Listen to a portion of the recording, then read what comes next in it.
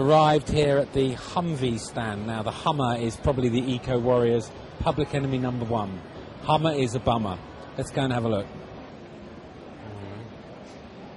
Hummer is a bummer, and there is something quite, I don't know, there is something very alluring about this Humvee prototype thing, but it's not very good for the planet.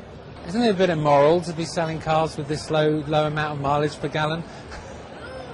If you go and read the boards, you'll see that they're not as uneconomical. So how many miles does it go? Go and have a look at the boards. You're not allowed to comment because you know you're in the wrong. Thank you. When I asked that lady about the fuel consumption, she said it wasn't that bad, but looking at the badge here, 14 miles per gallon. So I think that's pretty bad, you know. I mean, what do you think is the attraction of these kind of vehicles to the people who drive them? I mean, I know when I see someone driving one of these, I think that they're really shocking, you know. I just see what I'll basically. Yeah, they want to be noticed, basically. But what they don't seem to realise is most people look at them and feel sorry for them for being so I don't know, sad. I wouldn't mind one. You wouldn't mind one? Wouldn't you mind one of those? I wouldn't drive Would you one. not? No. My boys wouldn't mind one, aren't they? But why? Why do you need one? Why wouldn't you mind one? You don't need it. I think if you've got the money, it's not the need, it's I can have it, and that's all it is, really. And don't you think that might be the cause of most of the problems facing the human race on this planet today? Most definitely so, yeah. Of course it is, yeah. So I'm going to let the tyre down because I don't like Humvee very much. Let's see if we can get away with it. And the tyre's going. We don't like Humvees. We're going to get arrested any minute now. The tyre's going. You know, I see a few people admiring Land Rovers here and stuff. Maybe I can ask them a few questions. Does it bother you that it burns fossil fuels up and is killing the planet? No. Why not? Because the miles I do, I don't think it really makes any difference. But don't you think if everybody in the world has that attitude, it won't make a difference because they're all doing the same thing over and over again? I don't think everyone has that attitude on the planet. But you've got it, so what do you think? Why don't you think everyone else might have it? Because people have more of a conscience about these things than I do. I come here, I'm drawn to these kind of vehicles, but there's something very serious happening to our world, and we're causing it, and I don't know why people are still wanting to drive these things, because when I see someone driving a Range Rover, I just think it's very sad and that they've got a big ego problem. But I've heard that it's nothing to do with vehicles, that global warming is happening anyway, despite us driving big cars. And Can I ask you something? Are you a scientist? I'm not a scientist, it's only what I've read. How many scientific peer-reviewed papers have you read from start to finish about global warming? I haven't. Listen, there's a very good reason the planet, in history, put all of that CO2 away in the rocks and the oil. It was so that this planet could then maintain life. It's very clearly a very dumb idea for the human race to be releasing that which was put away so we could live here. That is the simplest explanation I can give you. Okay, so I'm here with John Patterson from the Lightning Sports Car Company. This is the British-made electric sports car. It's the first one of its kind. We're here at the British Motor Show to find out some more about it. What is, obviously we've seen the Tesla from the States. What is unique and different about the Lightning, apart from the fact it's British built, which is very welcome? Well, it's 100% British built.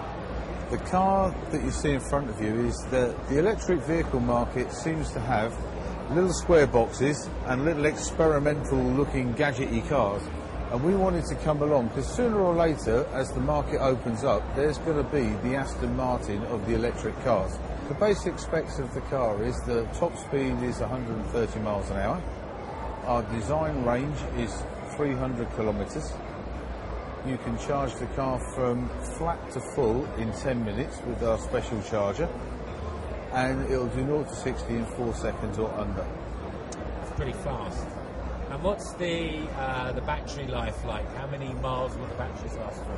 Well, this is the good thing. Because we use completely different battery chemistry to all of the other manufacturers, certainly in Europe anyway, we use an anode-titanate battery, which doesn't suffer from the same problems as a lithium-ion. Our battery life is expected to be 15 years. Wow. So, and then presumably one disposes in an eco-friendly way of the old batteries. Well, you do. The other nice thing about anode-titanate batteries is they don't contain any heavy metals or big toxins, so they're actually quite useful to dispose of.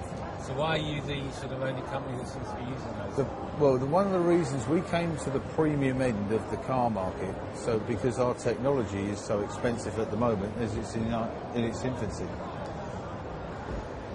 the reason that the other people can't use the same technology is it costs too much. Well, if you have a look through the wheels, you can see the big blue motor casings, and I've had a lot of people come up to me and say, "Cool, mate, why have you put drum brakes on your car?" They're not. They're very high-tech electric motors, and that signifies that it's electric. When you hear it, it doesn't sound like a milk float. It sounds like a bit like a video recorder, actually. So we have to generate artificial noise to give the car some character. So I'm here in the Lightning, the electric sports car, British made. I have to say, it feels very sexy, very sturdy. The interior, all the electric lighting is blue. It's got digital speed on it. It feels very sturdy. It's a very sexy piece of machinery. You know, it's a very expensive piece of machinery. But I tell you what, if I had the money, I would buy one. You know, I know it's not very eco-friendly. It's been built. It's a very high design piece of kit. But wow. What a bonnet, what a masculine, sexy piece of equipment. Now I understand why all those people love all the cars here at the show. It's really beautiful.